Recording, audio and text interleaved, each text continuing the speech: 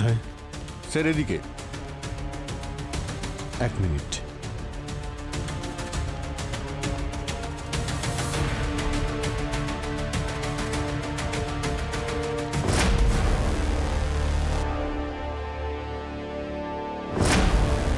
মনে হচ্ছে পেন্ট করতে করতে মারা গেছে।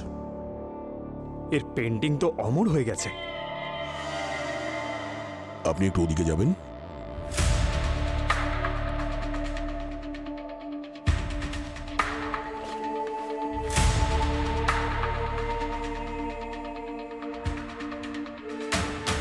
পেন্টিং এ যতগুলো স্ট্রোকস আছে একদমই ক্লিন। এই দেখতে পাচ্ছ এই শেষেরটা? অদ্ভুত না? মনে হচ্ছে এটা ওর শেষ স্ট্রোক ছিল।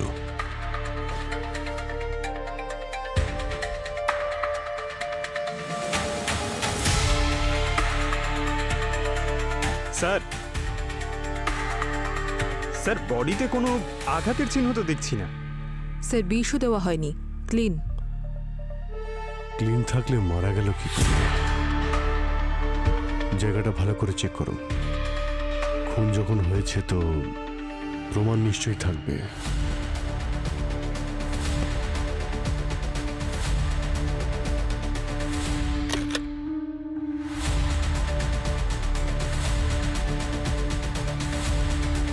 স্যার,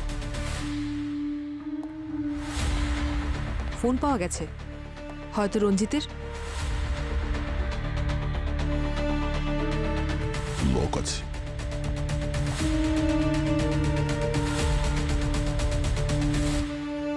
লাস্ট কল কোনো স্নেহা নামের মেয়েকে করেছিল।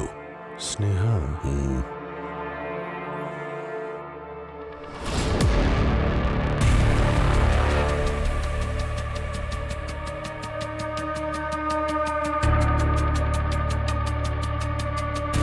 এই কাপে লিপস্টিকের চিহ্ন রয়েছে, মানে এখানে কেউ এসেছিল। এটা স্নেহা কিংবা ওর ওয়াইফ মালিনীও হতে পারে।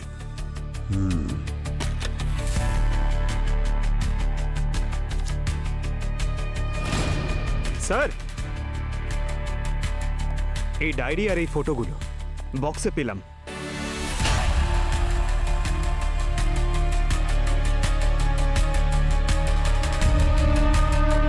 এই মেয়েটার ছবি তো, আচ্ছা এই মেয়েটার পেন্টিংই তো করছিল। হ্যাঁ স্যার, একদম ডিটো। কফি মাগে লিপস্টিকের চিহ্ন,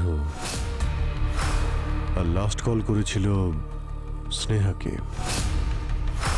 আর তারপর এই ডায়েরি আর মেয়েটার ফটো। এই মেয়েটার রঞ্জিতের সঙ্গে কোনো না কোনো সম্পর্ক ছিল। এই আবার স্নেহা নয় তো? চলো একবার ওর স্ত্রী মালিনীর সঙ্গে কথা বলি। আমি জানি না একে।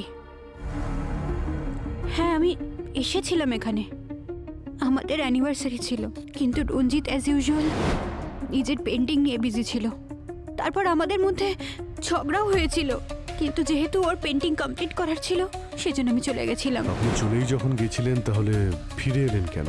আমি ভাবলাম যে এই সিচুয়েশনে যেন মুড খারাপ না করে, অ্যাটলিস্ট অ্যানিভার্সারির দিন একসাথে টাইম স্পেন্ড করে, শুধু এই জন্যই এসেছিলাম স্যার। কিন্তু যখন আমি এখানে এলাম তখন তখন রঞ্জিত ওয়াজ অলরেডি গন। হ্যাঁ স্যার, অনেক চিৎকার চেঁচামেচির আওয়াজ আসছিল ভেতর থেকে। স্যার আর ম্যাডাম দুজনেরই মাথা গরম ছিল। এই রঞ্জিত স্যারের মনে হচ্ছে কোনো মেয়ের সঙ্গে চক্কর ছিল, আর সেই জন্যেই ম্যাডাম বারবার হুমকি দিয়ে বলছিল ওকে ভুলে যাও, তা না হলে ঠিক হবে না। মেরে ফেলারও কি হুমকি দিয়েছিল নাকি? হুমকি মানে স্যার খুব আজে বাজে কথা বলছিল। আমার তো বলতেও খুব লজ্জা করছে স্যার। আচ্ছা, তোমার কি এটা মনে হয় যে তোমার ম্যাডামই তোমার সাহেবকে মেরেছে? আসলে ব্যাপারটা কি স্যার, ম্যাডাম খুব রেগে এখান থেকে চলে গিয়েছিলেন।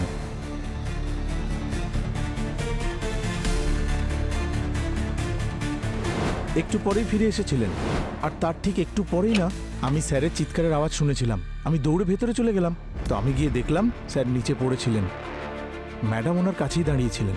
স্যার, স্যার, এ কি করলেন আপনি ম্যাডাম? এ কি করলেন? তাই স্যার আমার মনে হচ্ছে ম্যাডামই স্যারকে খুন করেছেন। এই মেয়েটাকে কি চেনো তুমি? না স্যার। আচ্ছা, স্নেহা নামের কোনো মেয়ের কথা শুনেছিলে? ও রঞ্জিত স্যারের স্টুডেন্ট ছিল। রঞ্জিত স্যার একা কাজ করা পছন্দ করতেন, কিন্তু ও এখানে আসতো আর অনেক রাত পর্যন্ত ওনার সঙ্গে কাজ করার জন্য থেকে যেত। খুন হওয়ার আগে অন্য কেউ কি দেখা করতে এসেছিল এখানে? আমার থাকাকালীন তো সেরকম কেউ আসেনি। হ্যাঁ, মানে মাঝখানে আধ ঘন্টার জন্য আমি খাবার খেতে গিয়েছিলাম স্যার, সেই সময় যদি কেউ এসে থাকে তাহলে। মালিনী তো সোজা রঞ্জিতের ঘরে চলে গেল। হ্যাঁ স্যার, আর খুব রেগেছিল মনে হচ্ছে।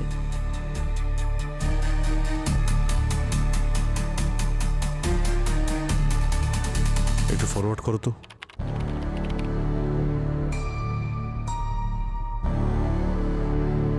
এই এই মেয়েটা কি? জানি না স্যার, ও এই সময় এসেছিল যখন আমাদের এই ওয়াচম্যান সাহেব খাবার খাওয়ার জন্য গিয়েছিল, তাই না? হতে পারে স্যার। স্যার, ওর রেড হিলস আর জামা কাপড় বেশ দামি মনে হচ্ছে। যখন ওয়াচম্যান ভিতরে গেল ঠিক তার আগে মালিনী কতক্ষণ ছিল? স্যার প্রায় 10 মিনিট। আচ্ছা, ওই যে মেয়েটা যে ওর মুখটা ঢেকে রেখেছিল, ও কতক্ষণ ভিতরে ছিল? স্যার ও 10-15 মিনিট স্যার। 10-15 মিনিট তো কাউকে খুন করার জন্য যথেষ্ট। দুজনেই অনেক সময় পেয়েছে।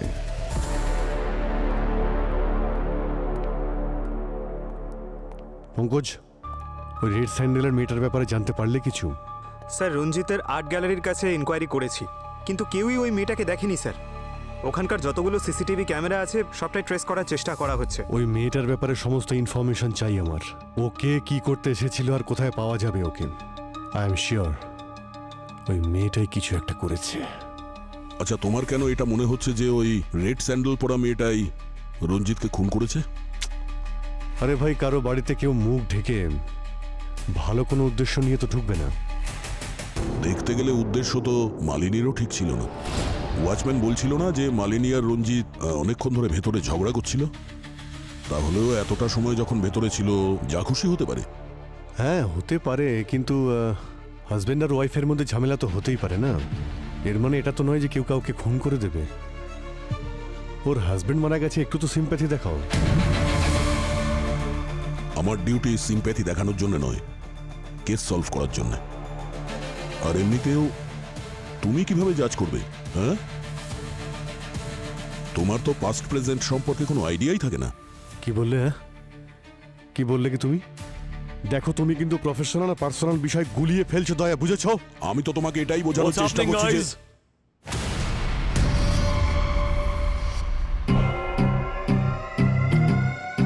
কি হচ্ছে এখানে? তোমরা দুজনে নিজেদের ইগো এই বিউরোর বাইরে রেখে আসবে। এখানে শুধুমাত্র ডিউটির কথা হবে। স্যার, আমি অভিজিৎকে এটাই বোঝানোর চেষ্টা দয়া। করছিলাম। তোমরা দুজনে যদি এইভাবে নিজেদের ওপর এইভাবে আঙুল তুলতে থাকো, তাহলে এই কেসটা কখনোই সলভ হবে না। আমি তোমাকে অন্য কেস দিচ্ছি, আমি আর অভিজিৎ এই কেসটা দেখে নেবো। কিন্তু sir, that's an order.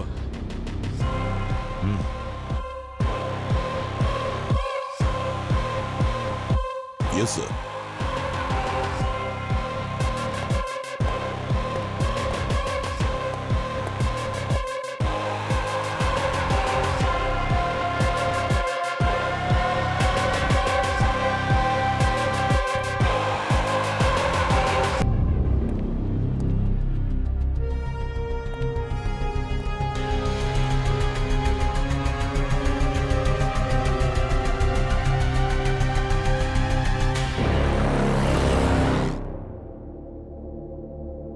Sneha, এই ছবিতে আপনাকেই দেখা যাচ্ছে, তাই না? আপনি কি করে বলতে পারেন এটা আমি? ম্যাডাম, প্রশ্ন আমরা করব আর উত্তর আপনি দেবেন। এটা বলুন যে কাল রাতে আপনি রঞ্জিতের সাথে মিট করেছিলেন নাকি করেননি? না, কাল রাতে আমি সিটি হসপিটালে ছিলাম। আমার ভাইয়ের অ্যাক্সিডেন্ট হয়েছিল। আপনারা চাইলে সিটি হসপিটালে কল করে জিজ্ঞেস করতে পারেন। না না, আপনি টেনশন নেবেন না, সেসব খোঁজ আমরা নিয়ে নেব। আপনি এটা বলুন যে কি মনে হয় আপনার, কে খুন করতে পারে রঞ্জিতকে? না, আমার কারোর উপর ডাউট নেই, কিন্তু আমি রঞ্জিতকে 2-3 বার ফোনে ঝগড়া করতে শুনেছি কারোর সাথে। যখন জিজ্ঞেস করেছি তখন বলেছে কাজের প্রেশার, কিন্তু আসল ব্যাপারটা অন্য ছিল। ও নিজের সব পেন্টিংস কভার করতে শুরু করে দিয়েছিল আর ওর স্টুডিওর সব লক চেঞ্জ করিয়ে দিয়েছিল। ওই আর্গুমেন্ট যেদিন হয়েছিল, ডেটটা মনে থাকলে এতে লিখে দিন। স্যার স্যার ওই মেয়েটা যার ফটো আমরা রঞ্জিতের স্টুডিওতে পেয়েছিলাম ওর বিষয়ে জানতে পেরেছি। ওর নাম হলো কাজল। কাজল রঞ্জিতের স্টুডেন্ট ছিল, আর কিছুদিন আগে ও রঞ্জিতের বিরুদ্ধে একটা এফআইআরও করেছিল রিলেশনশিপে চিটিং করার জন্য। আর স্যার কিছুদিন পর এফআইআরটা তুলেও নিয়েছিল আর দিল্লিতে বাবা মায়ের কাছে চলে গিয়েছিল। পঙ্কজ পুরবি, তোমরা দিল্লি রওনা হও এক্ষুনি, সব এনকোয়ারি করে এসো।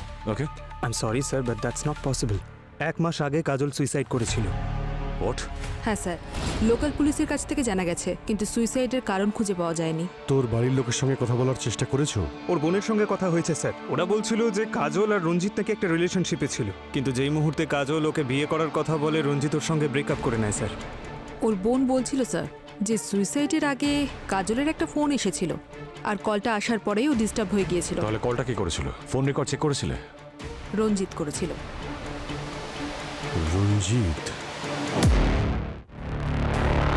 পঙ্কজ, একটা কাজ করো, রঞ্জিতের ডায়েরিতে যত ডেট আছে খোঁজ নিয়ে দেখো এই ডেটগুলোতেও কোথায় ছিল, সমস্ত ডিটেলস বের করো। আচ্ছা স্যার। মিথ্যে বলবেন না মালিনী দেবী, আপনার হাজবেন্ডের ওপর ওই কাজল কেস করেছিল, আর আপনি বলছেন আপনি কিছুই জানেন না। দেখুন, যা যা হয়েছিল আপনি যা জানেন সত্যি বলে দিন আমাদেরকে, না হলে আমরা গ্যারান্টি দিতে পারবো না যে আপনাকে আর কতগুলো দিন এই বিয়েরতে কাটাতে হবে। হ্যাঁ স্যার, আমি একে চিনতাম, আর এটাও জানতাম যে আমার হাজবেন্ডের এর সাথে অ্যাফেয়ার ছিল। আমি এই জন্যই কিছু বলিনি, কারণ অকারণে পাবলিকে আমার আর রঞ্জিতের নাম খারাপ হতো। এমনিতেও এর জন্য আমাদের মধ্যে অনেক ঝামেলা হতো, কিন্তু এখনো অবধি আমি ওর সাথে দেখাও করিনি, আর আমি ওকে চিনিও না। আপনি ওকে চেনেন নাকি চেনেন না সেটা ইম্পর্টেন্ট নয়। রঞ্জিতের যেদিন মার্ডার হয়েছিল সেই রাতে আপনি ওর সঙ্গেই ছিলেন, এটা ইম্পর্টেন্ট। তাহলে গল্পটা হলো এইরকম যে একজন ওয়াইফ তার হাজবেন্ডের এক্সট্রা ম্যারিটাল অ্যাফেয়ারের ব্যাপারে জেনে যায়, আর তার ম্যারেজ অ্যানিভার্সারির দিনই সে ঠিক করে ওই দিনটাকে সে ডেথ অ্যানিভার্সারি করে দেবে। বাজে কথা এগুলো।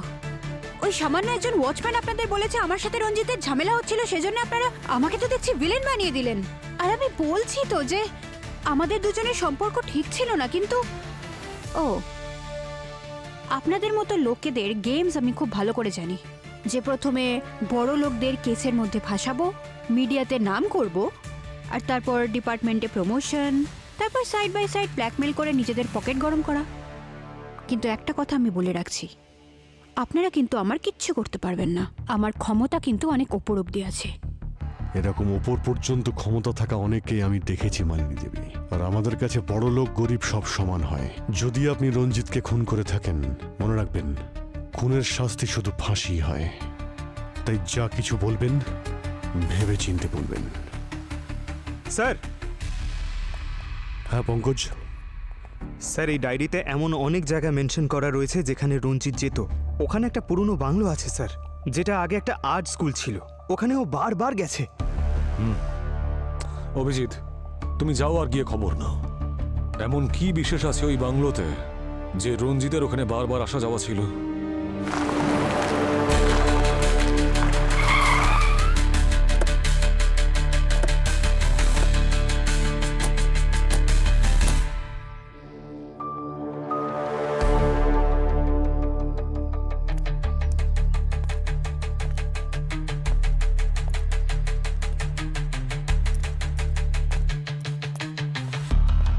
স্যার,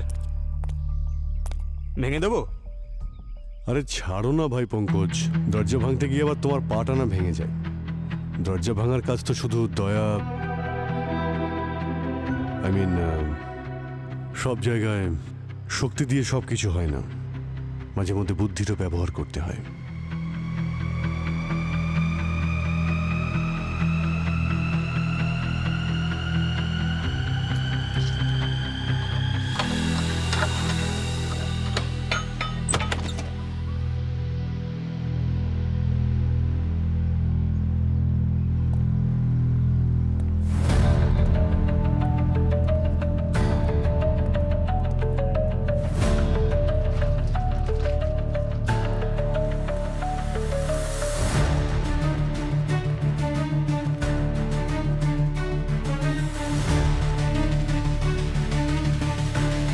এতগুলো পেন্টিং!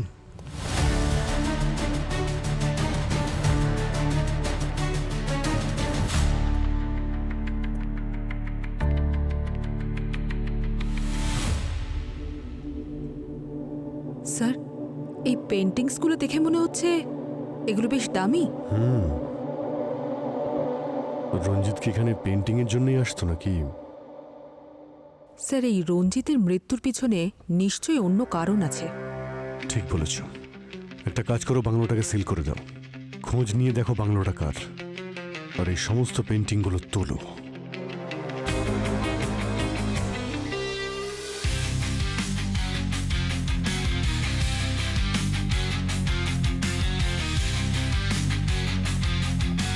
কি ডক্টর সালনকে, এই পেন্টিংটাকে নিয়ে আপনি কি টাইম পাস করছেন? আপনার কাছে আমরা একটা ডেড বডি পাঠিয়েছিলাম, কিছু জানতে পেরেছেন নাকি?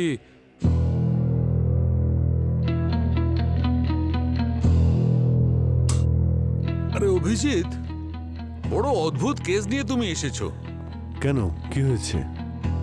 আরে ভাই, রঞ্জিতের বডিটা যখন এসেছিল একদম ঠিক ছিল, কিন্তু যত সময় যেতে থাকলো এর বডির সমস্ত অর্গ্যানগুলো খুব তাড়াতাড়ি ডিকম্পোজ হতে শুরু করলো। কিন্তু এরকম কেন হচ্ছে স্যার? আপনারা তো বডিটাকে প্রিজার্ভ করে রাখেন না? হ্যাঁ রাখি, কিন্তু এর বডিতে অবশ্যই কিছু একটা আছে যার কারণে ওর অর্গ্যানগুলো ডিকম্পোজ হয়ে চলেছে। কি স্যার? আসলে আমি পাঠিয়েছি গার্গিকে ওর ব্লাড স্যাম্পলস আর টিস্যু স্যাম্পলস নিয়ে আমাদের সেন্ট্রাল ল্যাবে। ওখানে চেকিং হবে, তারপরে জানা যাবে যে কি কারণে ওর অর্গানগুলো এত তাড়াতাড়ি ডিকম্পোজ হয়ে চলেছে। তাই ততক্ষণ একটু পেন্টিংটার সঙ্গে আমি টাইম পাস করে নিই। আসুন।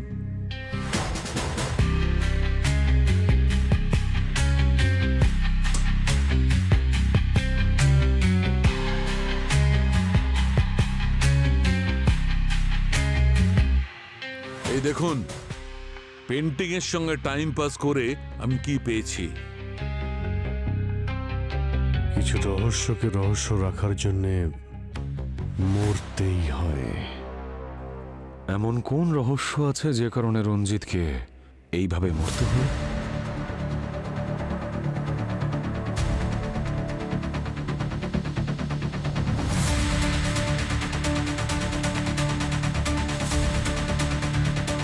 পঙ্কজ,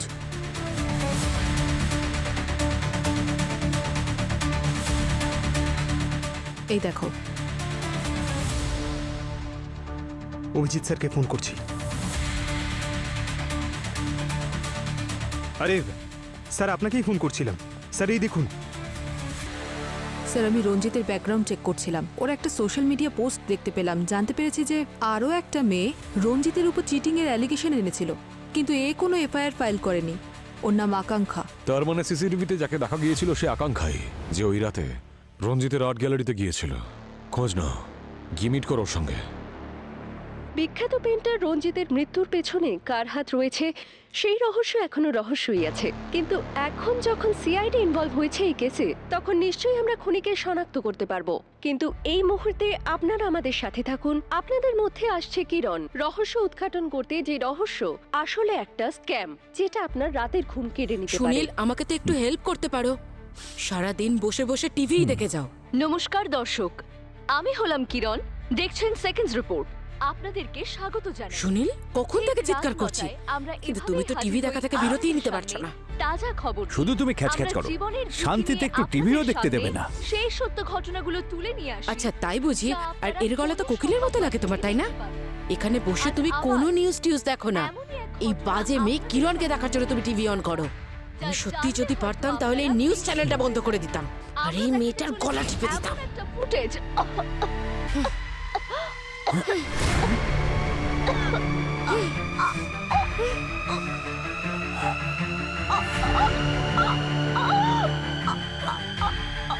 এই তো মরে গেল।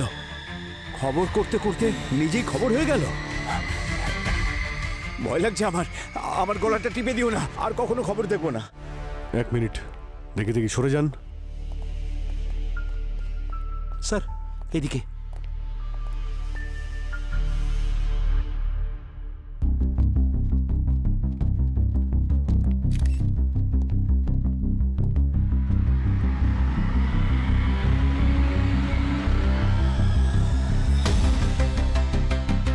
ইয়েস ডক্টর গার্গি, জানতে পারলে কিছু? 20 দিয়ে মারা হয়েছে ওকে। 20?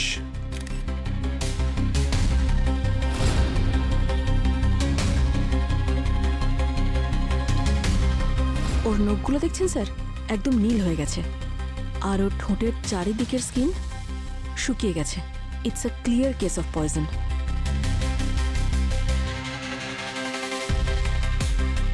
দেখি পিছিয়ে দাঁড়ান, পিছিয়ে। আপনারা ওদিকটা গিয়ে লাইন দিয়ে দাঁড়ান। কি করছেন কি আপনারা?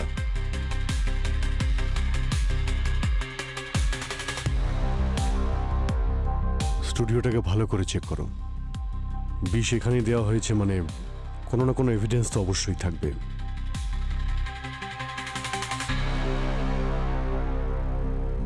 এখানকার ডিরেক্টর কে? আমি স্যার। কি নাম আপনার? রমেন। লাইভ ক্যামেরায় যা কিছু হয়েছে তা তো ভাইরাল হয়েই গেছে, কিন্তু এখানে সব কি করে হলো আপনি আমাকে বলবেন? স্যার কিচ্ছু বলতে পারবো না, সব কিছুই অন্যদিনের মতো নর্মালই ছিল। কিরণের প্রাইম টাইম শো ছিল, 7-9টার সময় আমরা লাইভে এসেছিলাম। কিরণ প্রোগ্রাম শুরু করেছিল আর ঠিক তখনই হঠাৎ ওর গলায় ব্যথা শুরু হয়। 30 সেকেন্ডের মধ্যে ওর মৃত্যু হয় স্যার। হ্যাঁ স্যার, সব কিছু এত স্পিডে হলো যে কিছু বোঝাই গেল না। আপনি কি করেন? স্যার আমি এখানকার ফ্লোর ম্যানেজার নাদিম। এখানকার যতগুলো ফুটেজ আছে সবই চাই আমার। Okay sir. আর কিরণের মৃত্যুর আগে ও কার কার সঙ্গে দেখা করেছিল? স্যার টেলিকাস্টের একটু আগেই আমি ওকে কিরণের কাছাকাছি দেখেছিলাম। আমি ছিলাম তো কি হয়েছে স্যার? ও এখানকার স্টার ছিল, অফিসে যেই আসতো ওর সঙ্গে দেখা করতে চাইতো। কিন্তু স্যার আপনারা সমস্ত প্রশ্ন আমাকে কেন করছেন? এই যে নয়না আছে, নয়নাকে জিজ্ঞাসা করুন। স্যার আমি নয়না আর কিরণকে না প্রত্যেককে জেলে ঢুকিয়ে দেবো, ছাড়বো না আমি কাউকে। কোথায় আছে সব বাইরে বেরো। কিরণকে মেরে ফেলেছো তোমরা সবাই। এক মিনিট ওনাকে ছাড়ো। কে আপনি? স্যার আমি কিরণের হাজবেন্ড। আই এম শিওর এরাই দোষী, কিরণকে মেরে ফেলেছে এরা সবাই। আপনি বলুন এত সিকিউরিটির পরও ওকে কেউ কিভাবে মারতে পারে? আপনি কোথায় ছিলেন যখন কিরণ মারা যায়? স্যার আমি নিজের বাড়িতেই ছিলাম। কিরণের সাথে এইসব হচ্ছিল আর আমি কিচ্ছু করতে পারিনি, দাঁড়িয়ে দাঁড়িয়ে সব দেখতে হলো আমাকে। আমার চোখের সামনে কিরণ দম বন্ধ হয়ে মারা গেল স্যার, আমি কিচ্ছু করতে পারলাম না ওর জন্য। আচ্ছা মিস্টার কবির, আপনি কাউকে সন্দেহ করেন? স্যার আমি তো বললাম এরা সবাই দেখুন, এনাদের সবাইকে আমি জিজ্ঞাসাবাদ করছি, ইনভেস্টিগেশন চলছে। এনাদের ছাড়া আর কাউকে সন্দেহ হয় আপনার? আই মিন কিরণের সঙ্গে কারোর কোনো ঝামেলা হয়েছিল বা আপনার কোনো শত্রু? স্যার জোর দিয়ে আমি তেমন কিছু বলতে পারবো না, কিন্তু কিরণ কিছুদিন ধরে টেনশনে ছিল। আমি ওকে জিজ্ঞেস করলাম যে কি হয়েছে, আমাকে বলতে পারো তো, কিন্তু ও বললো যে অফিসে অনেক কাজ আছে, অনেক স্ট্রেস। দেন আই থট যে এটা মিডিয়া লাইন, স্ট্রেস থাকা স্বাভাবিক, তাই। কিন্তু স্যার আমি আপনাকে বলে দিচ্ছি এরা সবাই মিলেই ওকে মেরেছে। ঠিক আছে, সেটা আমরা এদেরকে ধরুন, ছাড়বেন না সব কাউকে। দেখছি। আচ্ছা ওনাকে বসাও ওনাকে। আপনি বসুন। বসুন। আমি একটু পরে আপনার সঙ্গে কথা বলছি, বসুন আপনি।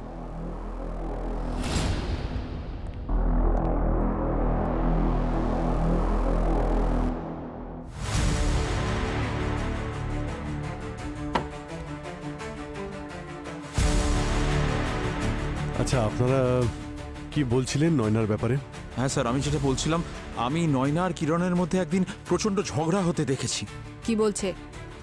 কিরণের সঙ্গে ঝগড়া হয়েছিল তোমার? ইয়েস ম্যাম, আমার আর কিরণ ম্যামের একদিন আর্গুমেন্ট হয়েছিল। আমি একটা স্টোরি রেডি করেছিলাম, উনি সব ক্রেডিট নিজে নিয়ে সবার সামনে প্রেজেন্ট করে দিয়েছিলেন। তাই আমি ডিসাইড করেছিলাম যে ওনার ওই স্টোরির এমন স্টিং অপারেশন করব যে সারা জীবন মনে রাখবে। স্যার আমার মনে অন্য কিছু ছিল না, শুধু আমি অফিসে সবার সামনে এক্সপোজ করতে চেয়েছিলাম। আপনি করেছিলেন স্টিং অপারেশন? Yes sir. আমরা কি দেখতে পারি? Ma'am that's not fair. ওই স্টোরিটা আমি অনেক মাস খেটে লিখেছি, ওই ইনফরমেশনগুলোর জন্য আমি কত রিস্ক নিয়েছি, আর আপনি এভাবে আমার প্রজেক্ট থেকে আমাকেই বার করে দিলেন। রিল্যাক্স বেবি, তুমি এখনো একজন জুনিয়র রিপোর্টার। তুমি যদি ওই নিউজটা করো, মানুষজন তো ইন্টারেস্ট দেখাবে না, কেউ ঘুরেও তাকাবে না। তার মানে 0 টিআরপি। কিন্তু ওই রিপোর্টটাই যদি আমি সবার সামনে প্রেজেন্ট করি, তাহলে তখন ওটা ব্লকবাস্টার হয়ে যাবে। আর তোমার যদি এতই সমস্যা থাকে তাহলে কোনো ব্যাপার নয়, আমাকে বলো। তাহলে কাল সকালে টেস্টে তুমি টার্মিনেশন লেটার পাবে, ওকে? স্যার আমি শুধু আমার স্টোরি, আমার পরিশ্রমের ক্রেডিট চেয়েছিলাম, আর কিছু না। আর এইসবের মাঝে কিরণ ম্যামের মার্ডার কে করেছে আমি সত্যিই জানি না। কে মেরেছে আর কেন মেরেছে সেসব তো আমরা জানবই। স্যার আপনি বিশ্বাস করুন বা না করুন, কিরণ অনেস্ট ছিলেন না। উনি এই অফিসেও সবাইকে ঠকিয়েছেন। আর কাকে উনি ঠকিয়েছেন? রোহিতকে ঠকিয়েছেন। মিস্টার রোহিত, আপনার সঙ্গে কি হয়েছিল? স্যার আমি আর কিরণ একসাথে প্রাইম টাইম শো চালাতাম। ও আমাকে ব্ল্যাকমেল করে আফটারনুন স্লটে ঠেলে দিল। ব্ল্যাকমেল তো কেউ তখন করে যখন কেউ কোনো খারাপ কাজ করে থাকে। তাড়াতাড়ি বলো কি করেছিলে তুমি? আমি বলছি স্যার, আর আর আমার তেমন কিছু লুকোনোরও নেই। আমি একবার ভুল নিউজ চালিয়ে দিয়েছিলাম, আর কিরণের কানে সেটা পৌঁছে গিয়েছিল, আর ও আমার কেরিয়ার নিয়ে হুমকি দিয়েছিল, আর সেজন্য আমি চুপচাপ প্রাইম টাইম ছেড়ে দিয়েছিলাম। মিস্টার রোহিত, নিউজ চালানো একটা দায়িত্বের কাজ। এরপরে এরকম ভুল না করলেই ভালো হবে। হ্যাঁ স্যার। আমি সব জায়গায় খুব ভালো করে দেখেছি স্যার, বিষের কোথাও কোনো ট্রেস নেই। আচ্ছা, ডক্টর গার্গী, কিছু পেলে তুমি? স্যার আমি সব কিছু চেক করে নিয়েছি, কিন্তু বিষের কোনো সোর্স পাইনি। কি বলছো কি তুমি? মার্ডার যখন হয়েছে সবকিছু হাওয়াতে কি করে মিলিয়ে গেল? স্যার বডিটা ল্যাবে নিয়ে যেতে হবে, পোস্টমর্টম করার পরেই আমি কিছু বলতে পারবো। ঠিক আছে, বডিটাকে ফরেনসিক ল্যাবে পাঠানোর ব্যবস্থা করে দিচ্ছি আমি।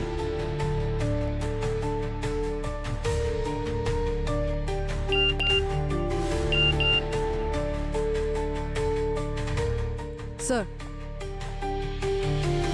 স্যার যে মেয়েটা রঞ্জিতের বিরুদ্ধে সোশ্যাল মিডিয়ায় কমপ্লেন করেছিল, ওকে পাওয়া গেছে।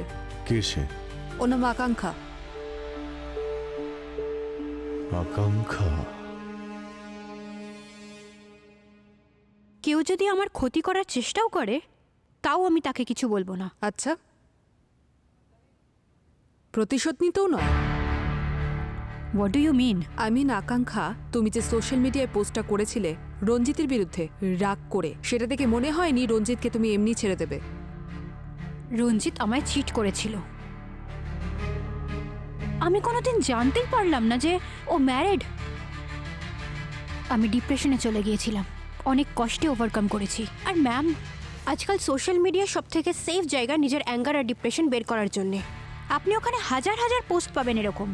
আচ্ছা, সেই হাজারটা লোক রঞ্জিতের আর্ট গ্যালারিতে নিশ্চয়ই যেত না? এর তো মুখ ঢেকে আছে ম্যাম। আপনি কি করে শিওর হচ্ছেন যে এটা আমি? কাল রাতে কোথায় ছিলে তুমি? নিজের বাড়িতে। আমার স্টামাক আপসেট ছিল উইথ এ লিটল ফিভার। আমি ওষুধ খেয়ে ঘুমাচ্ছিলাম। কোনো প্রুফ আছে তোমার কাছে?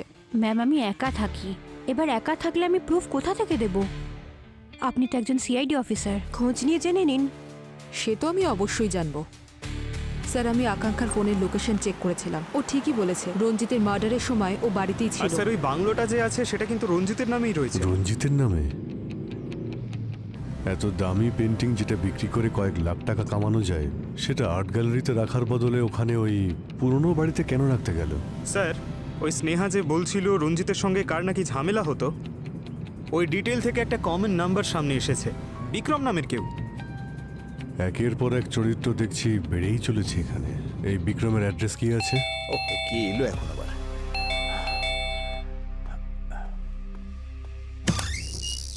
মিস্টার বিক্রম, আপনারা কারা? অনেক দেরি করলেন দরজা খুলতে। আরে এ কি অসভ্যতা! কি করছিলেন আপনি? হ্যাঁ, আমি তো ওয়াশরুমে ছিলাম। আপনারা কারা? আমরা সিআইডির লোক। সরি স্যার, একটু বেশি রিয়াক্ট করে ফেলেছি। কাল রাতে আপনি কোথায় ছিলেন? এখানেই ছিলাম, বাড়িতে। রঞ্জিতকে নিশ্চয়ই আপনি চেনেন। আরে ওকে কে চেনে না স্যার? 1 নম্বরের ফ্রড আর অত্যন্ত ভাঁওতাবাজ। ও তো নামকরা পেন্টার ছিল। আরে কি এমন পেন্টারও? অন্যদের স্টাইল আর আইডিয়া কপি করে এস্টাবলিশ করেছে নিজের কেরিয়ার। আমার স্টাইলও কপি করেছিল ও স্যার। শুধু এইটুকুর জন্য ওকে খুন করলে? আরে কি কথা বলছেন আপনারা? আমি কোনো মার্ডার ফার্ডার করিনি, ট্রাস্ট মি। আপনার সঙ্গে ফোনে নাকি প্রায় ঝামেলা হতো ওর সঙ্গে, আর শুনেছি আপনি হুমকিও দিয়েছিলেন। স্যার সেদিন ও আমাকে এত বাজে বাজে কথা বলেছিল, যাতে কিছু খারাপ কথা আমিও বলেছিলাম ওকে। That's it. আর রাগের মাথায় মানুষ তো অনেক কিছুই খারাপ কথা বলে ফেলে। তার মানে তো এই নয় স্যার আমি ওকে মার্ডার করেছি।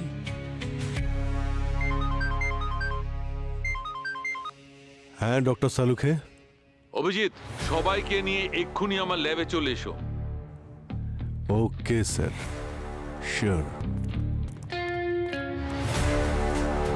আরে সালুঙ্খে স্যার কোথায় গেলেন? সালুঙ্খে স্যার কোথায় গেলেন? আরে পেন্টিং এর এক্সিবিশন লাগিয়ে কোথায় চলে গেলেন স্যার? আরে নতুন কোনো ব্যবসা শুরু করেছেন নাকি? আহ কেন চেঁচাচ্ছ পঙ্কজ? আপনাকে দেখতেই তো পাচ্ছিলাম না। তবে বাড়ি চলে যেয়ে আরে দেখা না না করতে। Sir please. স্যার আপনি এত আর্জেন্ট আমাদের কেন ডাকলেন? আর্জেন্টলি আমি এই জন্য ডেকেছি অভিজিৎ, কারণ আমি রঞ্জিতের খুনিকে জানতে পেরেছি। কি? কে? কাজল। কাজল মেরেছে রঞ্জিতকে। আরে স্যার এসব কি বলছেন বলুন তো আপনি? কাজল তো নিজেই মারা গেছে, ও কি করে মারবে? পঙ্কজ, কাজলের পেন্টিংটা মেরেছে রঞ্জিতকে। কাজলের পেন্টিং? স্যার স্যার এটা হলো কি করে? আই মিন আপনি জানলেন কি করে? দেখো, যখন গার্গী আমাদের সেন্ট্রাল ল্যাবে ওই রঞ্জিতের ব্লাড আর টিস্যুস চেক করছিল, রিপোর্ট চেক করছিল, তখন আমি কিরণের পোস্টমর্টেম করছিলাম। অদ্ভুত ব্যাপার, আমি কিরণের অর্গানগুলো ওই রকমই ডিকম্পোজ হতে দেখলাম, ওই রকমই তাড়াতাড়ি যেমন রঞ্জিতের অর্গানগুলো ডিকম্পোজ হচ্ছিল। তার মানে রঞ্জিত আর কিরণের মৃত্যু একই বিষয়ের জন্য হয়েছে? স্যার, সাইটোনিয়াম 47। AK-47 এর পরে প্রথমবার এই ভয়ঙ্কর একটা নাম শুনলাম। কি ছিল জানো? সাইটোনিয়াম 47। সেটাই? হ্যাঁ, সেটা খুব বিপজ্জনক বিষ পঙ্কজ। ইনফ্যাক্ট AK-47 এর থেকেও বেশি। এক সেকেন্ডেই সব শেষ হয়ে যায়, ডেড। আর খুব তাড়াতাড়ি ওর অর্গানগুলো ডিকম্পোজ হতে শুরু করে দেয়। স্যার বিষ যখন ছিল তখন আপনি বডিতে কেন পেলেন না? এটাই তো এর বিশেষত্ব স্যার। এটা ভিকটিম মারা যাওয়ার কয়েক ঘন্টা পরেই ডাইলিউট হয়ে যায়। রঞ্জিতের কেসেও এটাই হয়েছিল। কিন্তু এই বিষটা এদের দুজনের শরীরে এলো কি করে?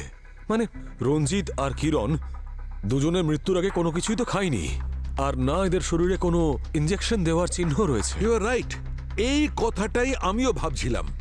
একই জিনিস আমাকেও খুব ভাবাচ্ছিল, কিন্তু আমি যখন রিপোর্ট দেখলাম একদম ক্লিয়ার। আর তারপর আমি রঞ্জিতের স্টুডিও গেলাম আর ওখান থেকে সমস্ত জিনিসপত্র তুলে আনলাম।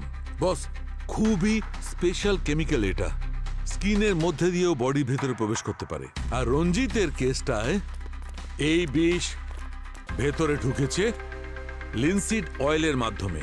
লিনসিড অয়েল, যা বেশিরভাগ পেইন্টাররা নিজেদের পেইন্টিংয়ে ব্যবহার করে। পেইন্টার মাঝে মধ্যে তুলির সঙ্গে সঙ্গে নিজেদের হাতও ব্যবহার করে। ব্যাস, এই সুযোগটাই খুনি কাজে লাগিয়েছে রঞ্জিতকে মারবার জন্য। আর স্যার কিরণ কিভাবে মারা গেছে? ও ঠোঁটে যে লিপস্টিকটা ইউজ করেছিল তার মাধ্যমে। ক্যামেরায় লাইভ যাওয়ার আগে নিশ্চয়ই ইউজ করেছিল। And that's it, game over. তাহলে এই কেমিক্যাল যদি, মানে এই বিষটা, এটা যখন এতটাই ডেঞ্জারাস, তখন এটাকে অ্যারেঞ্জ করা বা তৈরি করা নিশ্চয়ই ততটাই মুশকিল। অ্যাকচুয়ালি এই কেমিক্যালটা যতটা বিপজ্জনক, এটা তৈরি করা ততটাই সহজ। এইটা তৈরি করবার জন্য যে কেমিক্যাল, যে কম্পোনেন্টসের দরকার পড়ে, সেসব খুব সহজেই মার্কেটে কিনতে পাওয়া যায়। খুব লো আইকিউ এর লোকেরাও ইন্টারনেট দেখে এটা বানাতে পারে। তার মানে রঞ্জিত আর কিরণের মৃত্যু হয়েছে একই বিষে। ডেফিনেটলি দুজনের খুনি একজনই হবে। তাহলে খোঁজ নাও যে এই দুজনের মৃত্যু একই বিষয়ের কারণে হওয়া কোনো কোইন্সিডেন্স নাকি কানেকশন।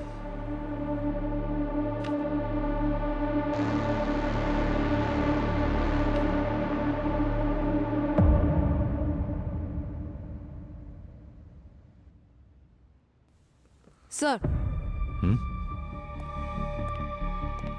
স্যার কিরণের জিনিসপত্র থেকে আমরা কিছু ফেমাস পেইন্টারের পোর্টফোলিও পেয়েছি, আর কিছু পেইন্টিংসের ফটোজ। এই দেখুন, এটা এটা এই পেন্টিংটা, এটা তো ওই পেন্টিংটা যেটা রঞ্জিতের বাংলোতে দেখেছিলাম। তার মানে এই কেসে শুধু মার্ডারই নয়, নকল পেন্টিং তৈরি করার একটা অ্যাঙ্গেলও রয়েছে। একটা কাজ করো, রঞ্জিতের বাংলো থেকে যতগুলো পেন্টিং পাওয়া গেছিল সব বিউরোতে নিয়ে এসো।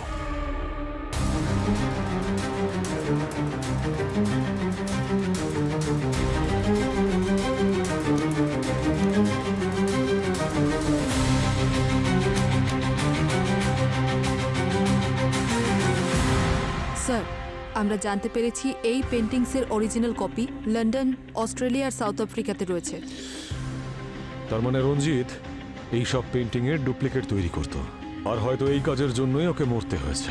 পুরোপুরি তুমি লাইটগুলো অফ করো আর ইউভি লাইট দিয়ে চেক করো দেখো এই পেন্টিংগুলো কি গল্প শোনায় আমাদের। স্যার,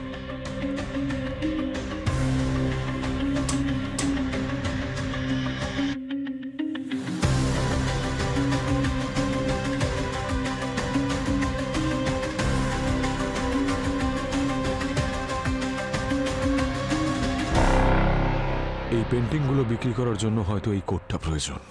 পঙ্কজ, তুমি একটু ওই পেন্টিংটা চেক করো।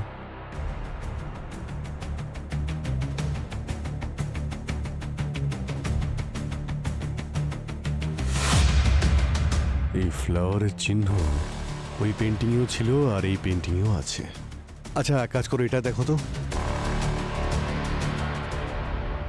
এই দেখুন স্যার, সব পেন্টিংয়ে কোড দেওয়া আছে আর ফ্লাওয়ারের চিহ্ন। এই ফ্লাওয়ারের চিহ্ন আমি কোথাও দেখেছি।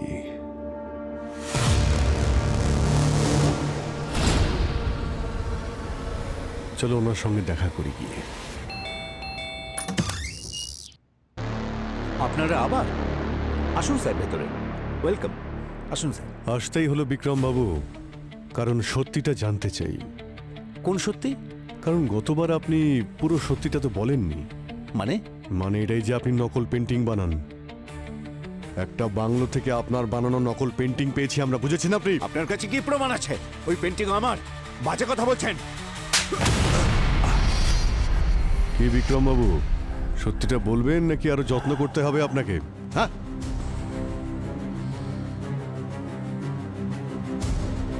হ্যাঁ স্যার, আমি আমার পেন্টিংয়ের সিগনেচারের সাথে সাথে একটা ফ্লাওয়ারও বানিয়ে দিই।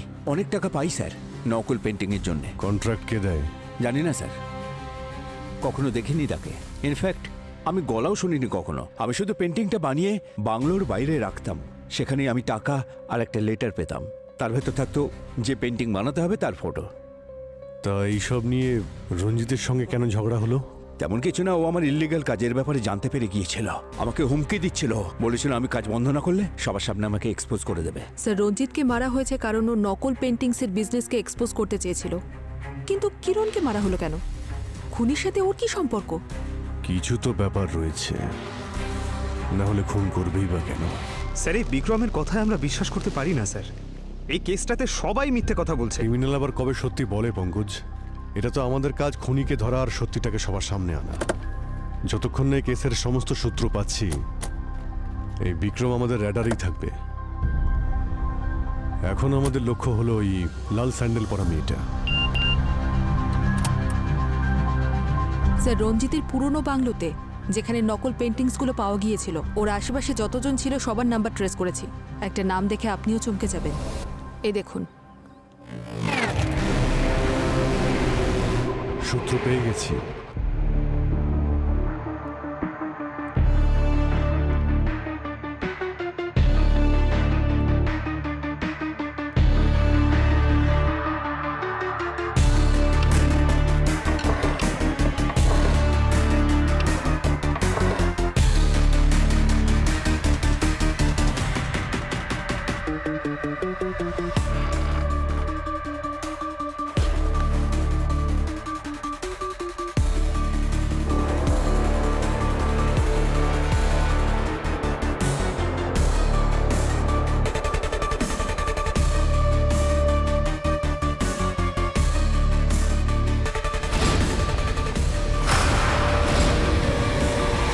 ম্যাডাম, ব্যাপারটা বুঝুন।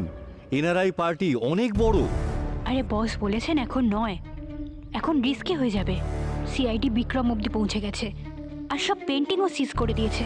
ওকে বলো একটু টাইম লাগবে। ম্যাডাম, ওদের তাড়া আছে, তাই তো 5টা পেন্টিংয়ের জন্য 2.5 কোটি টাকা দিচ্ছে। এই ডিলটা হয়ে যাক, তারপর বেশ কিছু মাস চুপচাপ থাকা যাবে। Hello hello ma'am. আচ্ছা ঠিক আছে ঠিক আছে, আমি পেন্টিং অ্যারেঞ্জ করে টাইম আর লোকেশন বলে দিচ্ছি। আর হ্যাঁ, ক্লায়েন্টকে বলবে পুরো পেমেন্টটা যেন ক্যাশে দেয়, আর সেটাও ইন্ডিয়ান কারেন্সি। ওকে, ডান ম্যাম।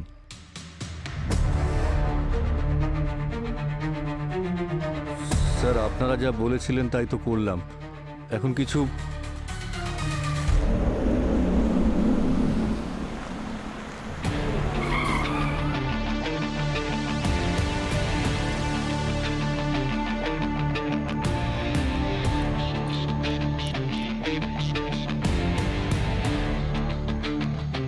Hello sir. উনি আমাদের ক্লায়েন্ট। ক্লায়েন্ট তো ঠিক আছে, কিন্তু ক্যাশ কোথায়? ক্যাশ তো আছে স্যার, গাড়িতে রাখা। আসুন। দুটো পেন্টিংস নিয়ে যাও, বাকি ক্যাশ পাওয়ার পর পিছনে রাখা আছে। Okay sir.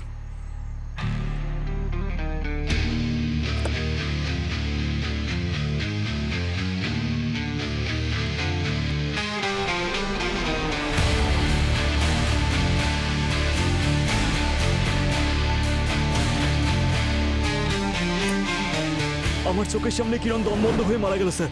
আমি ওর জন্য কিচ্ছু করতে পারলাম না। নিজের অ্যাঙ্গার আর ডিপ্রেশন দেখানোর জন্য আজকাল সোশ্যাল মিডিয়া সব থেকে সেফ জায়গা। স্যার পেন্টিং, বাকি পেন্টিংগুলো ক্যাশ পাওয়ার পরে দেবেন।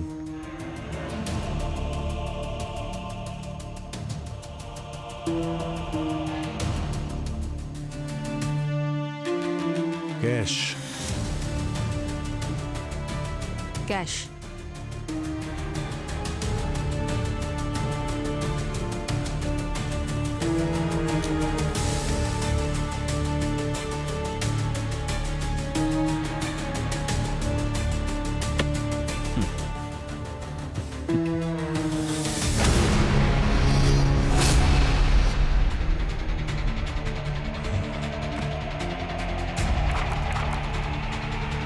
এগুলো তো নকল নোট।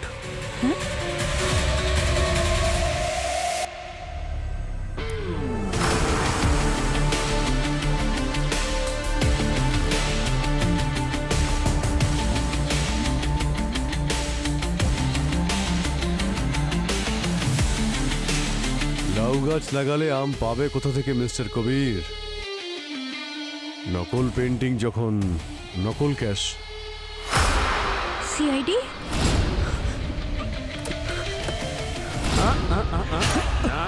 নো।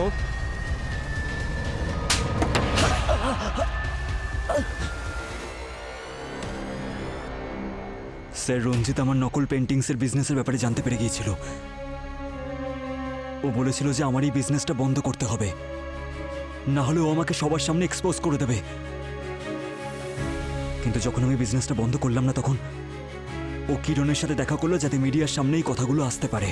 রঞ্জিত জানতো না যে কিরণ তোমার ওয়াইফ? না স্যার, কিরণ আমার ওয়াইফ হওয়ার সম্পূর্ণ সুযোগ নিয়েছে। আমি ওকে কারোর সাথে ফোনে কথা বলতে শুনেছিলাম স্যার, যে ও প্রাইম টাইমে আমাকে এক্সপোজ করে দেবে, জেলে পাঠিয়ে দেবে আমাকে, আর তারপর আমার থেকে ডিভোর্স নিয়ে অ্যালুমিনির টাকা নিয়ে এনজয় করবে।